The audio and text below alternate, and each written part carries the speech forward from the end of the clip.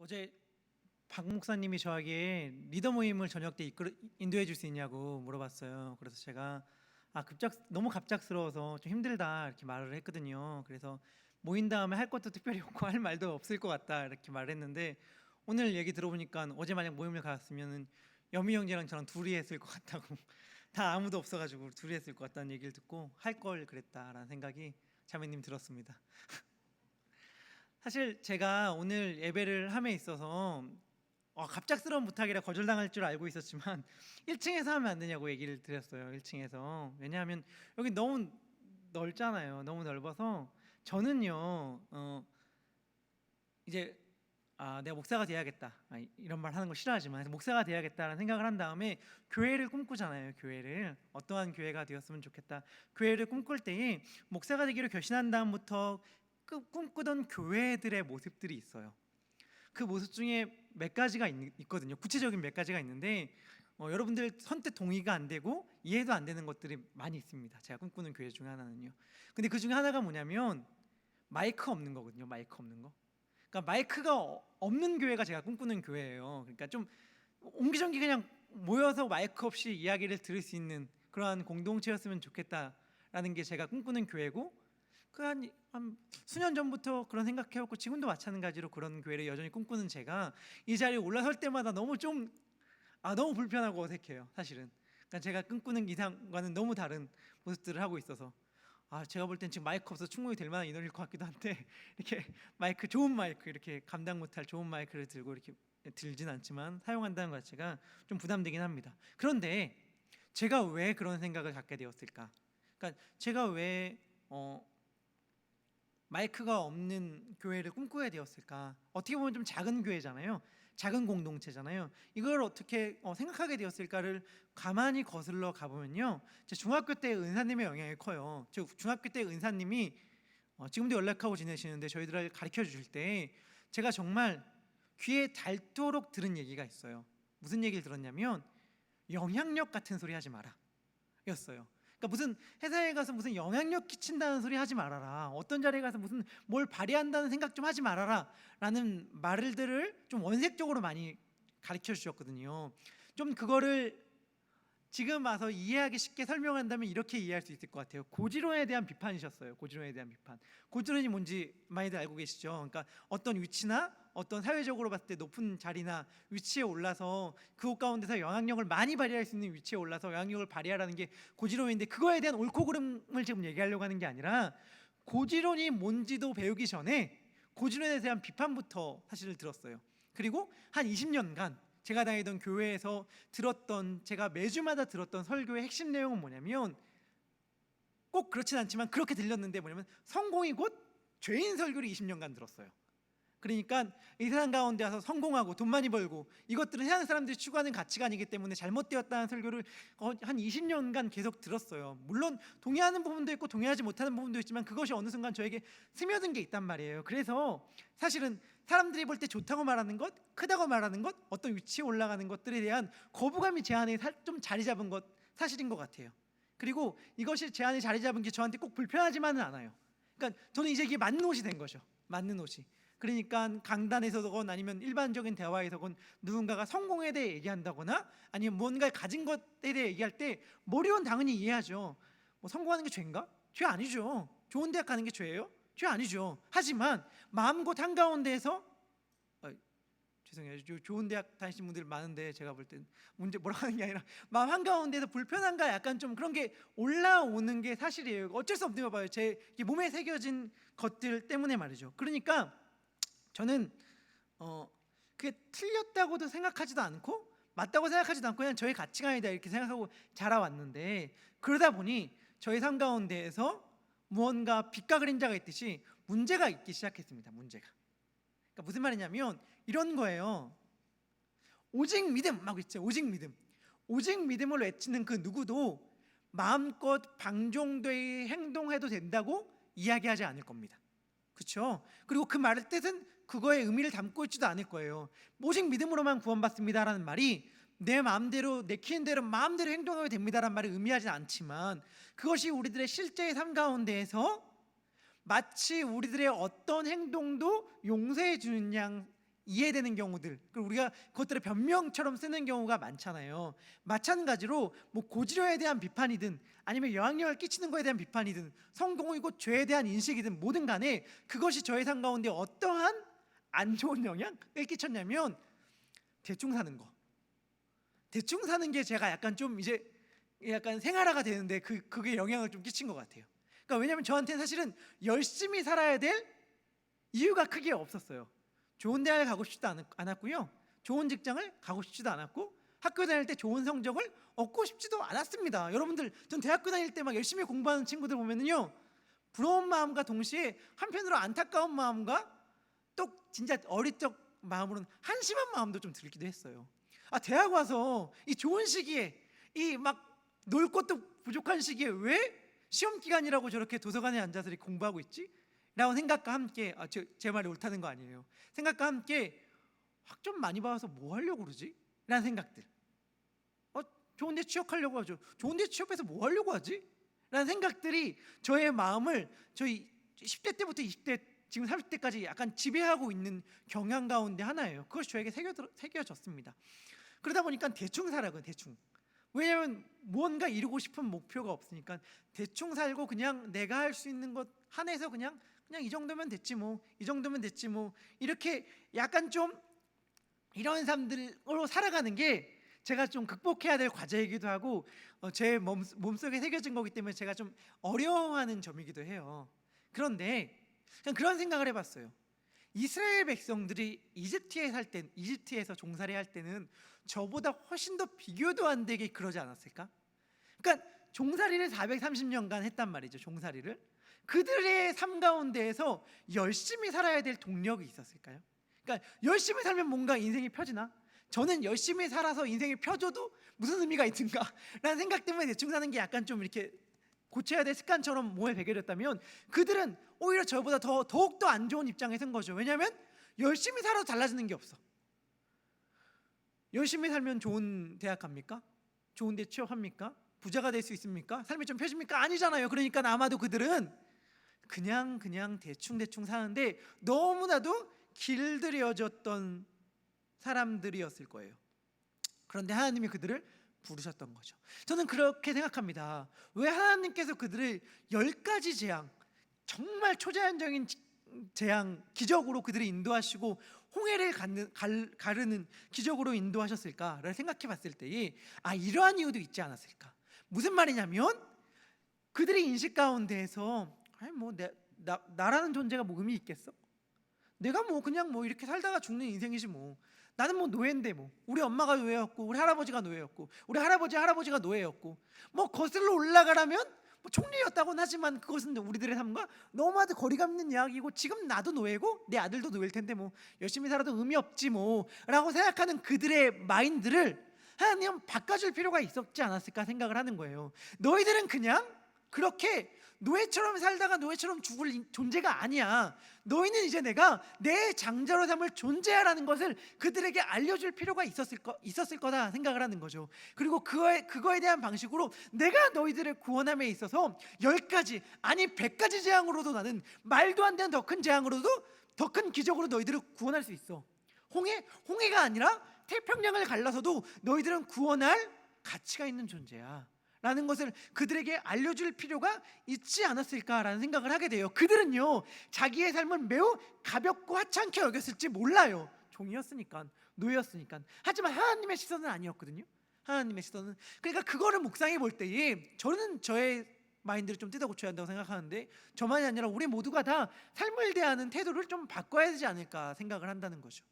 물론 여러분들은 저보다 여러분들의 삶을 훨씬 더 가치 있고 고귀하게 생각할지 모르겠습니다. 그러나 실상은요, 우리들의 존재는, 그리고 우리들의 삶은요, 우리들이 생각하는 것보다 훨씬 더 의미 있고 무겁다는 사실, 그러니까 훨씬 더 진지하게 다뤄져야 한다는 사실을 좀 고민할 필요가 있는 것 같아요. 우리들의 삶은 지금 우리들이 하루하루를 보내는 것보다 훨씬 더 진지한 의미가 있는 삶이고 훨씬 더 고민하면서 보내야 되는 삶이죠. 왜냐하면 이스라엘 백성들을 하나님께서 애굽 땅에서 꺼내셨을 때에 10가지 재앙으로 그들을 10가지 재앙을 베풀고 홍해를 가르심으로 그들을 이집트 땅에서 구원하여 주셨는데, 우리는 그것과 비교도 안 되는 기적, 하나님께서 친히 십자가에 달려 죽으심으로 말미암아 우리들을 구원하여 주셨으니까, 그렇게 돼서 우리들이 허락된 삶이니까 우리들의 살아가고 있는 삶은 우리들이 생각하는 것보다 훨씬 더 진지한 거죠. 우리는 우리들의 삶을 좀 존중할 필요가 있습니다. 저는 오늘 우리들의 삶을 어떻게 대해야 하는가, 우리들은 어떻게 진지하게 대해야 하는가를 성막이라는 주제로 이야기를 해보려고 합니다. 성막, 제가 성막 이야기한 적 있었나요? 성막 워낙 좋아하니까 청년교회 설교에서 레위기 말씀을 전한 적은 기억이 나는데 성막 이야기는 특별히 했는지 가물가물해요. 성막은 성경 가운데서도 매우 비중 있게 다뤄집니다. 왜 비중 있게 다뤄지냐면요, 천지창조의 이야기를 성경 전체를 통틀어서 막 이렇게 조합해 보면은 대략 13장에서 14장 정도에 걸쳐서 천지창조의 이야기가 나온다고 해요. 근데 성막을 다루는 성경 이야기의 장이 몇 장 정도 될까요? 몇 장이 되냐면 50장이 됩니다. 50장. 다니엘 주제로는 성경에서 가장 많은 분량을 차지하고 있는 것이 바로 성막이에요. 왜 성막이 이렇게 중요한가? 성막을 통해서 하나님께서 무엇을 이야기하고 싶은가를 나누고 싶은데, 사실은 제가 근래에 장년분들을 대상으로 성막 강의를 우리 교회에서 했어요. 아무도 모르게, 지도자도 모르게. 여러분들 아시는 분 없으셨죠? 아무도 모르게 성막 강의를 했는데 2시간씩 몇 번 했을까요? 2시간씩 10주 했습니다. 10주. 2시간씩 10주 한 성막 강의를 제가 여기서 한다고 하면 얼마 동안 할 수 있을까요? 제가 최대한 간추리면 간추릴수록 좋겠죠. 제가 최대한 짧게 하면 짧게 할수록 좋을 거예요. 그래서 성막, 사실 하고 싶은 얘기가 너무 많지만 제가 정말 성막을 통해서 우리들에게 주는 이야기가 뭔지만 간략하게 이야기를 해보려고 합니다. 출애굽기 19장에서요, 하나님께서 이스라엘 백성들을 부르신 다음에 내가 왜 너희들을 불렀는지에 대한 목적을요, 출애굽기 19장 5절을 통하여 6절을 통하여 말씀하고 계십니다. 제가 한번 읽어볼게요. 세계가 다 내게 속하였나니 너희가 내 말을 잘 듣고 내 언약을 지키면 너희는 모든 민족 중에서 내 소유가 되겠고 너희가 내게 대하여 제사장 나라가 되며 거룩한 백성이 되리라. 너는 이 말을 이스라엘 자손에게 전할지니라. 자, 다시 말씀드릴게요. 하나님께서 이스라엘 백성들을 이집트 땅에서 구원한 다음에 내가 왜 너희를 꺼냈는 줄 아니? 너희가 종처럼 살고 있었는데 내가 너희를 꺼냈는 줄 알아? 단순히 너희가 불쌍해서 아니야. 단순히 너희가 매맞는 게 가슴 아파서가 아니야. 난 너희를 통해서 계획을 갖고 있단다. 난 너희를 통해서 이루고자 하는 목적이 있어 라고 하면서 출애굽기 19장 5절 6절을 통하여 그 목적에 대해 말하고 있는데, 이렇게 말씀하세요. 온 세계가 다 내게 속하였나니 너희는 내게 대하여 제사장 나라가 되어라. 이게 이스라엘 민족들을 구원한 이유라고 밝히는 거거든요. 자, 제사장이라는 게 뭐죠? 제사장이라는 건요, 다른 사람의 죄를 들고 하나님 앞에 가서 다른 사람을 대신해서 용서함을 구하는 존재가 바로 제사장이에요. 물론 자기 자신의 죄도 그 앞에 용서를 구했지만 단순히 자기 자신만이 아니라 다른 사람의 죄도 안고 가는 존재가 바로 제사장이었어요. 자, 온 세계가 다 하나님의 소유입니다. 그렇죠? 온 세계가 다 하나님의 소유라고 하나님이 밝히잖아요. 그런데 그 세계가 하나님을 향하여 반란을 일으켰단 말이에요. 하나님을 안 섬기기로 작정했어요. 그래서 세계가 타락하고 오염되었죠. 그러니까 하나님께서 이스라엘 백성들을 통하여 하고 계시는 개념은 뭐냐면, 너희가 온 세계를 다시 내게로 돌아오게 하는 역할을 감당해라. 온 세상의 죄를 씻는 역할, 온 세상의 죄를 감당하는 역할. 그래서 온 세상의 죄로부터 자유하게 되어서 세상에 다시 내게 속하는 일들을 너희가 감당하게 하기 위하여 내가 너희를 구원했다라고 하나님은 말하고 계신 거예요. 레위기서, 그리고 성막 공부를 이제 하면서 레위기서에서 정말 중심되는 개념이 뭐냐면 거룩의 유동성이에요. 그러니까 거룩이라는 개념이 고정적이지 않다는 게 레위기서의 핵심 중 하나거든요. 이거는 거룩해, 이거는 부정해 라고 말해서 어떤 거는 영원불변한 거룩한 것, 어떤 거는 영원불변한 부정한 것이 아니에요. 거룩한 것과 접촉하면 거룩해지고요, 부정한 것과 접촉하면 부정해집니다. 거룩과 부정이 왔다 갔다 해요. 그런데 핵심되는 개념이 뭐냐면 하나님과 가까이 가면 가까이 갈수록 더 거룩해지고요, 하나님과 멀어지면 멀어질수록 상대적으로 덜 거룩해지고 진짜 멀어지면 멀어질수록 부정해진다는 게 레위기서에 나오는 중요한 거룩에 대한 개념이거든요. 거룩의 유동성. 그러니까 하나님께서 지금 하고 싶은 말이 뭐냐면 온 세계가 하나님으로부터 멀어져서 부정해졌으니 이스라엘아, 내가 너희를 특별히 택해서 너희를 거룩하게 만들고 너희를 제사장 나라의 임무를 맡길 테니 너희는 다시 온 열방을 내게로 인도하여서 온 세계를 거룩하게 하는 임무를 감당해라 라고 말하는 것이 하나님께서 이스라엘에게 줬던 계획입니다. 그래서 이스라엘은 이 소망을 안고 살아가요. 그렇기 때문에 예언서 마지막 특별히 스가랴서 이런 데서 온 세계가 하나님께 예배드리러 예루살렘에 나오는 거예요. 예루살렘에 하나님과 가까이 가면 가까이 갈수록 거룩해지니까 말이죠. 이스라엘 백성들을 하나님께서 그 일을 위하여 부르셨다는 거예요. 다시 말하면 처럼이 아니라 종이었던, 노예였던, 아무도 알지 못했던 식민지였던 사람들을 불러서 하나님은 어떠한 계획을 갖고 계셨냐면 온 세계를 변화시키는 계획을 갖고 계셨어요. 이것이 하나님의 목적이었고요. 한 발 더 나아가서 우리를 보는 목적도 마찬가지라는 거예요. 우리 한번 생각해 보세요. 나 여기서 잘났다 라고 말할 수 있는 분 누구 있습니까? 계실지 모르겠지만 나 여기서 잘났다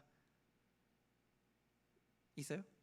자존감 넘치는 분들 계시죠. 그렇지만 그럼에도 불구하고 여러분들이 아무리 잘났다고 생각하는 것, 자기 인식보다도 더 큰 얘기를 하나님은 하신다니까요. 뭐냐면 우리를 통하여 온 세계가 거룩해지는 것, 우리를 통하여 온 열방이 하나님께로 돌아오는 얘기를 하나님은 하고 계셔요. 왜냐하면 베드로 사도가 우리를 향하여 뭐라고 말하냐면 너희는 왕같은 제사장이다 이렇게 말하니까요. 왕같은 제사장이란 말은 더 정확하게 말하면 둘 다 주격이거든요. 왕이며 제사장이다. 우리를 왕이며 제사장으로 불렀어요. 우리의 존재가 아무리 하찮고 보잘것 없어도 상관없습니다. 제가 수요예배 설교를 이번 주에 했는데 말씀을 묵상하면서 너무 큰 은혜가 됐던 게 뭐냐면 우리는 우리의 현실과 우리의 자신을 보면서 하나님 앞에 끊임없이 변명한다는 걸 발견했어요. 제가 약간 그렇기 때문에 이런 거죠. 저는 가진 것 없는데요. 저는 못생겼는데요. 저는 키도 작은데요. 저는 무식한데요. 이런 얘기들을 많이 하나님 앞에 하고 있는 모습을 발견했어요. 전 죄인인데요. 제가 얼마나 이기적인지 아세요? 이런 것들을 많이 말하고 있는 제 모습을 발견했는데 주님의 음성이 뭐였냐면 가진 것 없는 너를 왕이며 제사장으로 부르니 얼마나 은혜이냐. 무식한 너를 왕이며 제사장으로 부르니 얼마나 은혜이냐. 너처럼 죄인인 자를 내가 왕이며 제사장으로 부르니 얼마나 은혜이냐는 말만 주님은 계속해서 하고 계시더라고요. 성경 가운데에서. 그러니까 이 말에서 그 어떠한 것도 내가 주님 앞에 핑계를 대면서 빠져나갈 수 있는 것이 아무것도 없다는 걸 알게 되었어요. 왜냐하면 주님께 되는 그 모든 핑계들을 앞에서 주님은 내가 그럼에도 불구하고 너를 이렇게 부르니 얼마나 은혜이지 않니? 라고 말씀하신 것을 알게 되었기 때문에 그렇습니다. 자, 이제 성막 이야기를 하려고 하는데 여러분 성막에 대해 얼마나 알고 계셔요? 성막. 자, 성막에 대해 얘기할 때에 성막에 대한 오해라고 하는 것들부터 짚고 넘어가고 싶어 해요. 성막에 대한 오해를 얘기할 때에 꼭 이것이 고지론이 뭔지도 알기도 전에 고지론 비판부터 들었던 것처럼 성막이 뭔지도 알지도 못하는데 성막의 오해부터 이게 잘 바로잡는 게 좀 웃기긴 하지만 그럼에도 불구하고 편만하게 펼쳐져 있는 오해들이 있거든요. 제가 그것들에 대하여 좀 몇 가지 잡고 이야기를 시작하려고 합니다. 첫째는 뭐냐면 성막에 대한 제가 잡고 있는 많이들 퍼져 있는 오해 가운데 성막은 황금의 집이라는 거예요. 황금의 집. 성막은 황금의 집, 으리으리한 집, 세상에서 제일 비싼 집. 저 어렸을 때 이런 말 되게 많이 들었거든요. 성막 황금으로 만들었나요? 성막 말고 성소는 정말 황금으로 이렇게 도금했습니다. 그래서 진짜 비싸다. 온갖 보석으로 휘황찬란하게 만들어져 있기 때문에 너무 비싼 집이다 라는 이야기 많이 들었지만 실상은 성경에서 말하는 것이 거기에 포커스가 전혀 있지 않아요. 왜냐하면요, 같은 시대 때요, 성막이 있었던 거와 같은 시대 때 다른 나라의 신전들은 성막과 비교할 수도 없었거든요. 그 으리으리함과 그 값비쌈이. 그러니까 하나님의 집이 사실은 이방의 우상신들의 집에 비해 너무 초라해요. 너무 초라해. 이집트의 사원과 비교했을 때 930배 정도로 성막이 작아요. 그러니까 이집트의 신전이 930배 정도 커요. 성막보다. 그러니까 사실 성막은 되게 작은 거죠. 이스라엘 형편에서는 그것도 큰 거 아니냐라고 생각할지 모르겠지만, 여러분들 그 기도 기억나셔요? 다윗이 어느 날 갑자기 문득 마음 가운데 죄책감이 들었습니다. 그래서 나단 선지자를 불러서 상담을 하는 게 있습니다. 뭘까요? 나는 백향목국에 거하는데 하나님의 궤는 휘장 안에 있도다. 이것이 내가 좀 마음의 양심에 찔립니다 라고 나단 선지자를 통하여 상담하는 내용이 나오거든요, 성경에. 무슨 말이냐면, 나보다 하나님이 더 초라한 집에 삽니다. 그게 내 마음에 찔려요 라고 하는 내용이거든요. 그러니까 성막은 사실은 그렇게 막 비싸고 으리으리하고 막 호화로운 데 포커스가 있지 않아요. 물론 하나님의 성품을 보여주고 하나님의 존재를 나타내는 집이기 때문에, 상징하는 집이기 때문에 보석들로 꾸미긴 하였지만, 그 보석들의 값짐에 대하여 성막은 포커스가 있지 않습니다. 오히려 반대죠. 성막은 값쌌어요. 다른 신전들에 비해서, 신의 집이라고 말하는 것들에 비해서 값쌌어요. 왜요? 성막은 움직이는 하나님의 집이어야 했기 때문에 그렇습니다. 성막은 움직입니다. 성막은 이동식 텐트거든요. 이동식 텐트. 우리 다 알고 있죠. 성막은 이동식 텐트인데 실제로 이동했습니까? 실제로 이동했습니다.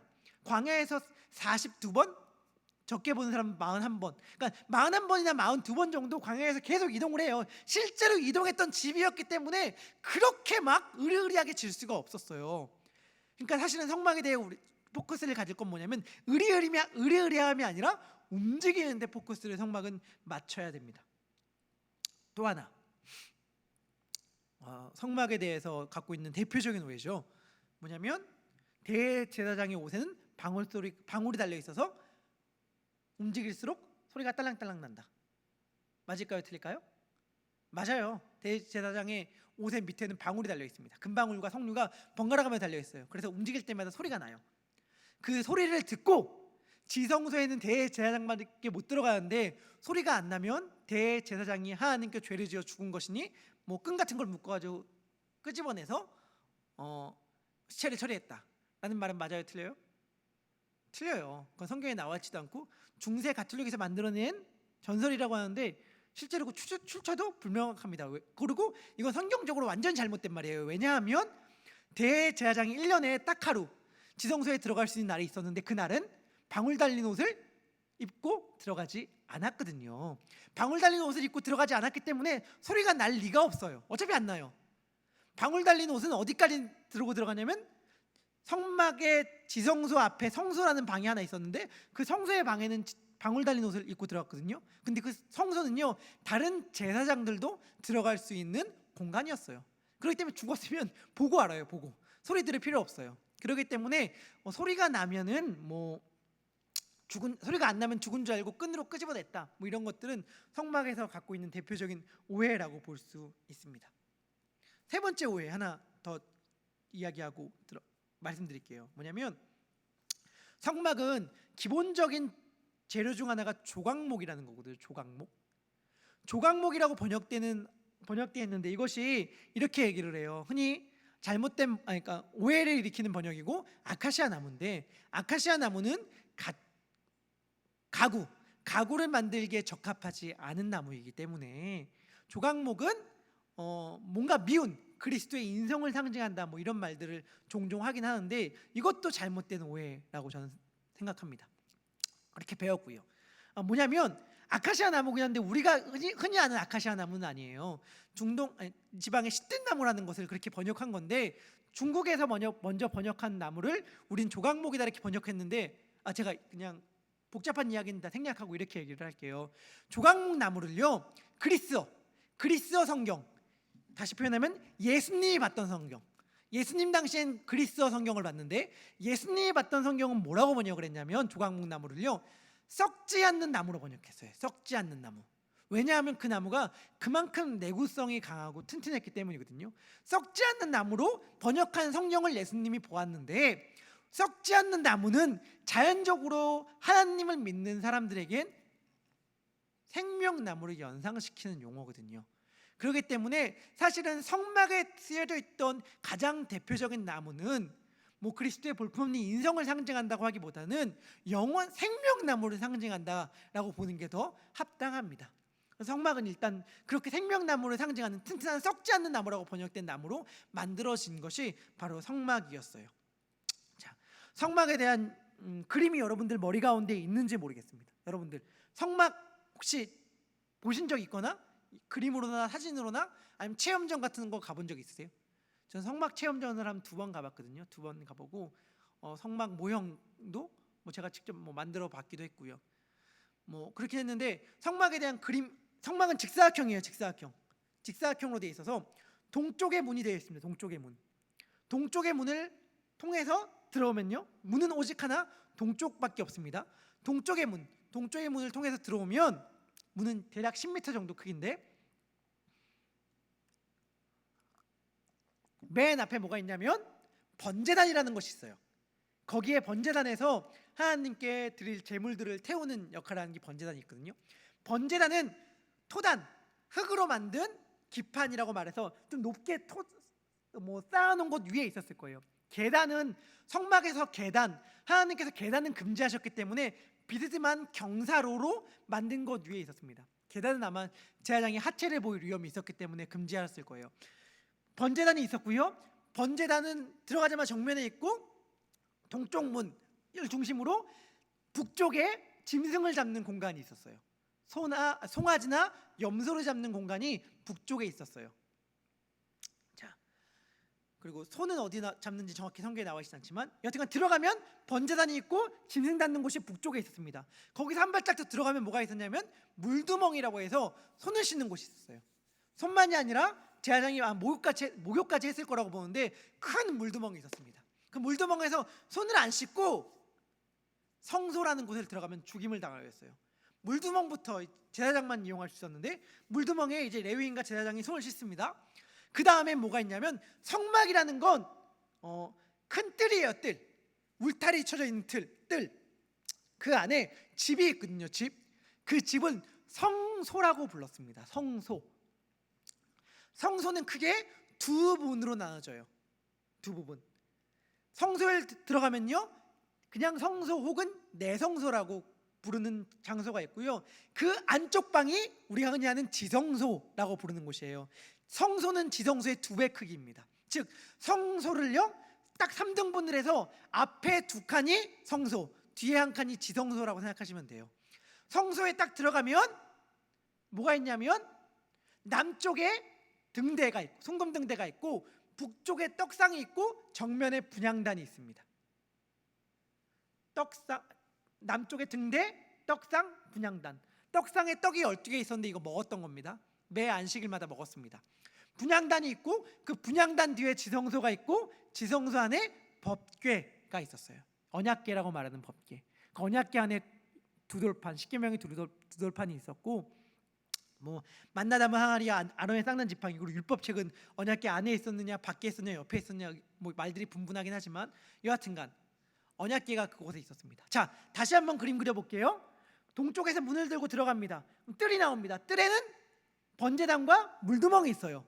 물두멍을 지나서 성소라고 부르는 집이 있습니다. 그 집은요, 집에 딱 들어가면 북쪽에 떡상, 남쪽에 등대, 앞에 분향단이 있었습니다. 거기서 한 칸 더 앞에 들어가면 지성소라는 곳이 있었고 지성소에는 언약궤가 있었어요. 그림으로 보면 간단하지만 말로 하니까 좀 복잡한 것 같기도 한데 이것들의 구체적인 것들에 대한 제가 말을 오늘 하려고 하는 건 아니에요. 제가 말하고 싶은 핵심이 이겁니다. 뭐냐면 각각에 대하여 상징하는 바에 집중하고 싶지 않아요. 떡상은 이것, 분향단은 이것, 순금등대는 이것, 아니면 그것들을 만드는 재료들은 이것들을 상징합니다. 이게 중요한 게 아니라요. 제일 중요한 게 뭐냐면 그 장소대로 거룩함의 구별이 있었다는 거예요. 등급이 있었다는 겁니다. 무슨 말을 하고 싶은 거냐면 지성소, 성소, 뜰 순서가 뜰의 구분이 너무 명확했어요. 그게 구별됨이 엄격했습니다.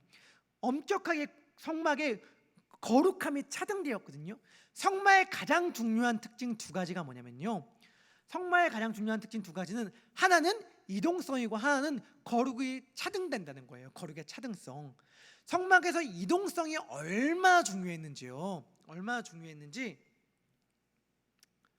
우리가 성막에 대하여 성경에서 이야기할 때에 옮기는 법에 대해 자세히 이야기하는데, 성막의 기구들을 옮기기 위하여 채 같은 걸 꽂거든요. 채를 꽂는데 채는 이동하기 위해 필요한 거잖아요. 이동하기 위해. 이동한 다음에는 채를 빼도 되잖아요. 근데 성경에서 뭐라고 말하냐면, 이동한 다음에 딱 성막이 멈추고 고정된 상태에서 한동안 있을 때에도 채를 빼지 말라고 말을 해요. 성막 안에서 이동이 멈췄을 때에도 채를 빼지 말라고 얘기하거든요. 그건 왜 그럴까? 언제든지 다시 이동할 수 있으니까 그랬나 보다 생각할 수 있잖아요. 성막의 시대를 지나서 성전의 시대가 옵니다. 성전은요 고정이에요. 움직이지 않죠. 솔로몬 성전은 고정되어 있습니다. 움직이지 않아요. 그런데 솔로몬 성전 안에 있던 물건들도 다 채를 꽂은 상태에 둡니다. 빼지 않습니다. 성경은 그렇게 얘기하거든요. 제가 구체적인 성경을 지금 찾아보지는 않겠지만 성경은 다 그렇게 얘기해요. 빼지 않고 꽂아놔요. 왜냐하면 그것 자체가 상징하는 바가 있기 때문이에요. 이동한다는 것. 하나님께서 이동하십니다. 이스라엘이 가는 곳곳마다 하나님께서 함께 가셔요. 그런데 제가 말했죠. 하나님과 함께 가면 어떻게 된다고요? 하나님과 가까이 갈수록 어떻게 된다고요? 거룩해진다고요. 즉 이스라엘 민족들의 성막이, 이스라엘 민족들의 집이 움직이는 집이었다는 것의 중요한 의미는 뭐냐면, 이스라엘에게 하나님께서 하시는 목적이 있는 건데 뭐냐면, 이스라엘이 가는 곳마다, 이스라엘이 발길이 닿는 곳마다 그것을 어떻게 하라고요? 거룩하게 하라는 목적이 그곳 가운데 담겨 있다는 거예요. 자, 거룩이 엄격하게 구분된다고 제가 말씀드렸습니다. 성막은 크게 3으로 구분됩니다. 지성소, 성소, 뜰. 얼마나 엄격하게 구분되는지 그 사용되는 그곳을 꾸미는 재료가 달라요. 지성소를 가장 고귀한 걸로 만들었습니다. 그 다음에 성소는요 그거보다 상대적으로 싼 걸로 만들었어요. 자, 여러분 이게 중요합니다. 뭐냐면 재료가 있었어도, 내가 금이 많아, 그러면 성소도 금으로 만들고 지성소도 금으로 만들고 성막도 금으로 만들면 좋잖아요. 금이 아무리 많아도요 안 됐어요. 제가 정말 어리석은 이야기지만 제 얘기 하나 할까요? 저는요, 제가 중학교 시절 정말 아끼는 후배들이 있었어요. 정말 마음을 다해 아끼는 후배들이 있었고 너무 사랑했고 저는 어린 나이에 유치함인데 그냥 제가 평생에 그냥 그 친구들만 섬기라고, 그 친구들한테만 잘해주는 게 내 인생의 목적이겠다 싶을 정도로 생각하면서 지냈던 친구들이 있어요. 그런데 웃긴 게 뭐냐면, 그 친구들한테 뭘 선물해 주잖아요. 그리고 그 친구들한테 뭐를, 한 명이 아니었는데 그 친구들한테 뭐 선행을 베푸잖아요. 그럼 다른 사람들을 대할 때 충분히 내가 할 수 있음에도 더 못했어요. 그러니까 무슨 말이냐면, 누군가에게 제가 뭐 어떤 선물을 줬어요. 그리고 어떤 선물을 줬고 돈이 내가 여전히 있어서 다른 내가 사랑하는 사람한테도 그 선물과 똑같은 가격의 선물을 줄 수 있었음에도 불구하고 더 싼 선물을 줬어요. 왜냐하면 그 친구들과 동일한 가치로 누군가를 대하고 싶지 않았기 때문이에요. 참 어리석은 마음인데, 그러니까 내가 할 수 있는 선행의 최선을 베풀지 않았어, 다른 사람에게. 왜? 내가 할 수 있는 최선은 그 친구들에게만 행동해야 됐기 때문에. 그렇기 때문에 내가 할 수 있는 선이 여기까지라면 그것에 좀 못 미쳐서 늘 다른 사람들을 대하고 행동하고 했거든요. 하나님께서 지성소와 성소와 성막들에서 행하시는 것이 꼭 그래요. 무슨 말이냐면, 이스라엘 민족들이 재물들이 많아. 성막을 만들려고 이스라엘 민족들 보물들 갖고 와 라고 말했을 때 모세가 뭐라고 말했는지 아세요? 나중에 그만 갖고 와라, 내가 넘치니까 그만 갖고 와 라고 말할 정도로 이스라엘 민족들이 많이 갖다 바쳤어요. 그런데 하나님께서 많이 갖다 바치면 더 바쳐라 자원하는 마음.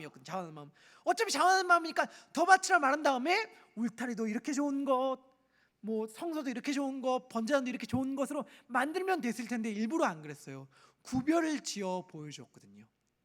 재료만이 아니라 만드는 방식에도 차이가 났습니다. 가장 거룩한 것, 지성소에 들어가는 가장 거룩한 것을 만드는 방법과 상대적으로 그보다 덜 거룩한 것을 만드는 방법들이 차이가 있어서요. 만드는 방법도 세 종류요, 장소도 세 종류였습니다. 왜냐하면 당시에 이스라엘 민족들이 갖고 있었던 세계관이 삼중의 세계관이었거든요. 그렇기 때문에 성막도 그 삼중의 세계관을 그대로 고스란히 반영한 것이었어요. 땅과 하늘과 하나님이 계시다고 생각하는 보이지 않는 하늘, 이 세 개가 이스라엘 민족들이 갖고 있던 세계관이었거든요. 자, 성막들은 땅을 상징했어요. 그리고 그 안에 들어갔던 성소는 하늘을 상징했어요. 그리고 그 더 깊은 곳 지성소는요, 우리가 눈으로 보는 하늘 말고 눈으로 볼 수 없는 하늘, 하나님이 계시다고 생각하는 하늘을 상징했단 말이에요. 이스라엘 민족들은 그 우주를 그리고 성막을 만들었어요. 그렇기 때문에 성막은 우주를 고스란히 담고 있었습니다. 왜냐하면 성막은 어떠한 곳이냐면 하나님이 계시는 곳인데 성막이 왜 필요하죠? 성막이 필요한 까닭은 무엇이냐면 이 땅이 죄로 물들었기 때문이었습니다. 죄로 물들었기 때문에. 이 땅에 죄가 없다면 하나님이 언제든지 이 땅 가운데 임하셔도 되죠. 어디든 임해도 됩니다. 그렇기 때문에 맨 처음 하나님께서 만드신 이 세상은 죄가 없었기 때문에 이 온 우주 자체가 성전이었어요. 성막이었어요. 하나님의 집. 그런데 죄가 들어오고 오염이 시작되자 하나님께서는 죄와 함께 거할 수 없으신 분이기 때문에 구별된 장소가 필요했어요. 구별된 장소. 그렇기 때문에 마치 멸균실과 같은 곳, 이 죄가 없는 곳, 거룩한 따로 구별된 곳이 필요했고, 그것을 성막이라고 칭하였습니다. 구약에서는요.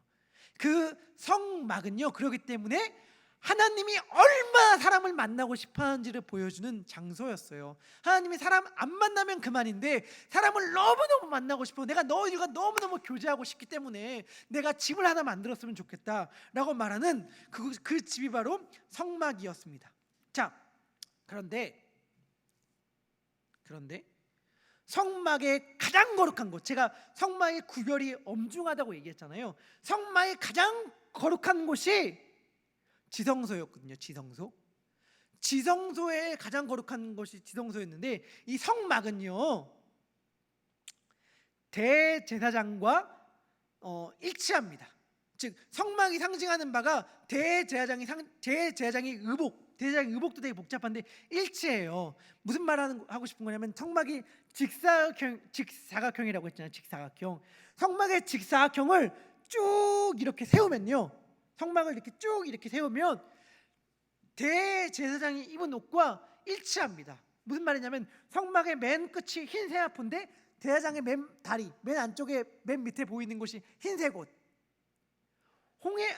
물두멍에 대조되는 파란색 옷이 그 위에 보이고, 대제사장의 옷과 일치하거든요. 그리고 성막의 기구들이 대제사장의 몸과 일치해요. 성막의 기구들에도 뿔에 기름과 피를 바르는데 대제사장의 뿔이라고 말할 수 있는 오른쪽 귓뿔, 그리고 엄지손가락, 엄지발가락에도 기름과 피를 바르거든요. 성막과 대제사장의 유사성을 성경에서 계속 얘기하고 있는데, 성막의 가장 거룩한 곳 지성소를 쭉 이렇게 세웠을 때에 대제사장이 어디와 일치하냐면 머리에 쓴 관과 일치해요. 머리에 쓴 관. 대제사장의 의복 가운데 머리에 관을 썼는데 관에 금패를 달았어요. 순금패를 달았고, 그 금패를 청색실로 꼈는데요, 순금패에 적혀있던 글씨가 있었습니다. 그 글씨가 뭐냐면 여호와께 성결이었어요. 여호와께 성결. 자, 대제사장의 몸 가운데에서 가장 거룩한 곳에 써여있던 글귀가 여호와께 성결이었다라는 것을 염두에 둘 필요가 있습니다. 제가 왜 이렇게 우리들의 삶 가운데 거리도 있고 이해도 안 되고 재미도 없는 성막 이야기를 이렇게 하는가? 이것 때문에 그렇습니다. 거룩의 구분이 아주 엄격하게 지어져 있는 성막, 그리고 그곳 가운데서 가장 지성소의 가장 거룩함과 일치되는 대제사장의 머리에 있던 여호와께 성결이라는 글씨. 하나님은 왜 이렇게 구별을 주셨을까요? 너는 거룩한 사람, 너는 부정한 사람, 너는 날 때부터 너의 존재는 제사장 지파가 아니니까 넌 여기 못 들어가. 하나님께서 사람 구별짓기 위하여 그렇게 행하셨을까요? 구별짓기 위하여? 차등하기 위하여? 차별 대우하기 위하여 하나님께서 그렇게 나누셨을까요? 스가랴서가요, 하나님의 목적에 대하여 스가랴서 14장 20절 21절에서 밝히고 있는데요, 스가랴서에서 뭐라고 얘기하고 있냐면 이렇게 얘기합니다. 그 날에는, 하나님께서 궁극적으로 계획하고 있는, 하나님께서 궁극적으로 소망하는 그 날이 있는데, 그 날에는 말 방울에까지 여호와께 성결이라 기록될 것이다, 이렇게 얘기를 합니다. 말 방울에까지 여호와께 성결이라 기록될 것이다. 여호와의 전에 있는 모든 솥이 제단 앞 주발과 다름이 없을 것이니 예루살렘과 유다인의 모든 솥이 만군의 여호와의 성물이 될 것인즉 제사 드리는 자가 와서 이 솥을 가져다가 그것으로 고기를 삶으리라. 무슨 말이냐면요, 가장 하찮은 말 방울에 적혀있는 글귀가 가장 거룩한 곳, 대제사장도 1년에 딱 한 번밖에 들어가지 못하는 이스라엘 전체 남자 60만 명 가운데서도 단 한 명만 들어갈 수 있는 그곳, 그 단 한 명도 1년에 딱 하루만 들어갈 수 있는 그 곳을, 그 곳 가운데 적혀있는 글씨, 지극히 거룩한 곳, 그리고 그것이 그것과 일치하는 대제사장의 머리에 써있던 여호와께 성결이라는 순금패가 나중에 어디까지 적혀있다고 얘기하냐면 말 방울까지, 가장 하찮고 가장 초라한 곳까지 적혀있다고 하나님은 이야기하고 있는 거예요. 이게 하나님의 목적이고 하나님의 계획입니다. 너무 거룩한 여호와의 성전의 기물들이요, 우리가 일반 집에서 쓰는 솥그릇, 밥그릇과 차이가 없게 된다는 거예요. 왜냐하면 하나님의 지극히 거룩한 지성소의 거룩함이 온 열방 만방 곳곳에 다 펼쳐짐으로 말미암아, 다시 표현하면 하나님의 지성소가 온 세계로 확장됨으로 말미암아 모든 곳이 다 지극히 거룩하게 되는 것, 이것이 하나님의 계획이고 하나님의 목적이라는 것입니다. 그리고 그 일을 위하여 우리를 부르셨다는 거예요. 우리를 부르셨다. 자, 우리들의 삶에 대해 다시 생각했으면 좋겠습니다. 우리 성막이 우리들의 삶 가운데 너무 멀지만요, 성막은 이스라엘 민족들의 핵심이었고요, 그들에게 너무 다가가기 힘들고 거룩한 것이었습니다. 그런데 하나님의 목적은 이스라엘 민족들이 온 열방의 세계 성막이 됨으로 말미암아 너희를 통하여 온 열방이 거룩하게 되는 게 하나님의 목적이었다는 거예요. 그리고서 그것을 위하여 너희들 그냥 잘 먹고 잘 살고 노예 생활에서 자유함 되라고 부르는 것이 아니라 이를 위하여 내가 너희를 불렀다라고 하나님은 말씀하고 계시는데, 성막이 뭐라고 제가 말씀드렸죠? 성막, 하나님이 임재하시는 집, 하나님이 함께 하시는 집, 하나님이 임재하시는 집이 성막인데, 이스라엘 민족들의 역할, 사명이 뭐였냐면 이스라엘 민족들이 거하는 그곳에 하나님의 임재, 하나님의 통치가 있음으로 말미암아 그곳이 거룩한 하나님의 집이 되게끔 하는 것이 이스라엘 민족들의 사명이었다는 거예요. 우리의 사명은 뭘까요? 우리의 사명, 열심히 사는 것, 최선을 다해 사는 것, 좋은 데 취업하는 것, 잘 먹고 잘 사는 것, 우리의 사명일까? 그냥 제가 종종 하는 말이죠. 하나님께서 우리들을 왜 부르셨을까? 하나님께서 우리들을 왜 부르셨을까? 우리 한번 집중했으면 좋겠어요. 하나님 우리 왜 부르셨죠? 남들보다 조금 더 맛있는 거 먹으라고 부르셨어요? 이 땅 살면서? 남들보다 조금 더 가고 싶은 건 여행 마음껏 해라, 너희들 그런 삶 살았으면 좋겠다 라고 해서 우리들을 부르셨나요? 남들보다 좀 더 이쁜 옷, 비싼 옷, 좋은 차 타고 다니시려고, 그거 타고 다니시라고 예수님께 돌아가셨습니까? 우리들 왜 살죠? 왜 살죠? 예수님께서 우리들을 위하여 왜 돌아가셨습니까? 왜? 남들보다 조금 더 시험 성적 잘 받아서, 조금 더 좋은 직장 취업해서, 조금 더 돈 많이 벌어서, 조금 비싼 밥 먹고 좋은 집 살라고 예수님께 십자가에 달려 돌아가셨습니까? 아니라는 거 우리 너무 잘 아는데, 아니라는 걸 알지만 아닌 것처럼 살아요. 아니라는 거 알지만 그렇게 살잖아요. 아니라는 거 알지만. 정답은 뭐예요? 정답은 왜 돌아가셨어요? 예수님. 가끔씩 그런 생각해요. 전 제 모습 묵상하면서, 이렇게 내가 살 줄 알았다면 예수님 나를 위하여 안 돌아가셔도 됐을 텐데, 굳이 이렇게 예수님 십자가랑 상관없는 삶 살 거면 예수님 굳이 안 돌아가도 됐을 텐데, 예수님이 십자가에 돌아가신 거랑 내가 지금 이렇게 살아가는 거랑 무슨 의미가 있지? 무슨 연관이 있지? 내가 내 삶을 봐도 가끔씩 궁금할 때가 많아요. 여러분들은 어떤가요? 여러분들이 오늘 살아가는 이러한 삶이 예수님께서 정말 십자가에 달려 돌아가신 목적, 그 삶을 살아내고 있는 삶입니까? 예수님 왜 돌아가셨어요? 성경은 이렇게 얘기합니다. 제가 성막을 통해서 얘기한다고 하면 이렇게 말해요. 오늘 내가 있는 그곳 가운데 하나님의 임재가 있음으로 말미암아, 오늘 내가 거하는 그곳 가운데 하나님의 통치하심을 끌어들임으로 말미암아 그곳이 하나님의 집이 되고 하나님의 성막이 됨으로 말미암아 하나님의 거하시는 곳, 거룩한 곳이 되게끔 하는 것, 이것이 하나님께서 우리를 부르신 이유이고 우리를 위하여 십자가에 달려 예수님께서 돌아가신 이유입니다. 그렇기 때문에 예수님이 돌아가셨지 그냥 우리들 마음대로 살라고 예수님 돌아가신 것 아니에요. 내가 있는 그곳 가운데 하나님의 임재하심이 있어야 하며 하나님의 통치가 있어야 하며 그로 말미암아 거룩하게 되어지는 일들이 벌어져야 한다는 것이죠. 어떻게 해요? 어떻게? 성막은요 생명의 집입니다. 왜 생명의 집이죠? 죄에서 자유함을 받고 죄에서 용상을 받는 집이었기 때문에 생명의 집이에요. 생명의 집. 우리들의 죄가 용서받는 곳이기 때문에 생명의 집이죠. 하지만 성막은 어떠한 집이었냐면 죽음의 집이기도 했습니다. 죽음의 집. 날마다 365일 우리들 일주일에 한 번 예배드리죠. 그래서 오해합니다. 성막 일주일에 한 번 안식일날 와서 예배드렸으려나? 노! 365일 내내 예배드렸어요. 내내. 다시 표현하면 뭐죠? 내내 짐승들이 죽어갔다는 얘기예요. 짐승들이 죽어갔다는 얘기. 끊임없이 피 흘림이 있던 곳, 끊임없이 죽음의 사건이 벌어지던 곳, 그 죽음이 끊임없이 반복되어지는 곳이 바로 성막이었어요. 죽음으로 말미암은 생명이 선포되어지는 곳이 바로 성막이었다는 것을 생각할 때 오늘 내가 거하는 곳을 성막으로 만들기 위해서는 어떻게 해야 될까요? 오늘 내가 거하는 곳을 성막으로 만들기 위해서는 끊임없이 죽음의 사건이 벌어져야 한다는 것이죠. 죽음의 사건이 벌어져야 합니다.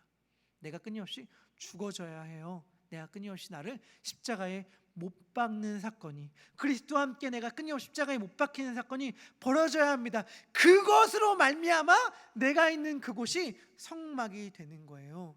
저는요 하나님께서 이스라엘을 부르시는 목적이 너무나도 분명함을 성경에서 발견합니다. 하나님께서 이스라엘 백성들을 부르시는 목적은 뭐였죠? 이스라엘아 온 열방의 성막이 되어라, 이거예요. 온 열방의 성막이 됨으로 말미암아 너가 온 민족들을, 온 열방을 구원케 해라, 거룩하게 해라. 이 일을 위하여 이스라엘 백성들을 부르셨습니다. 우리들을 왜 부르셨죠? 우리들로 하여금 동일한 말을 하나님은 하고 계신 거예요. 우리들이 있는 그곳 가운데서 성막이 되어야 한다고 말이죠. 성막이 되어야 한다. 우리 함께 찬양하고 기도했으면 좋겠습니다.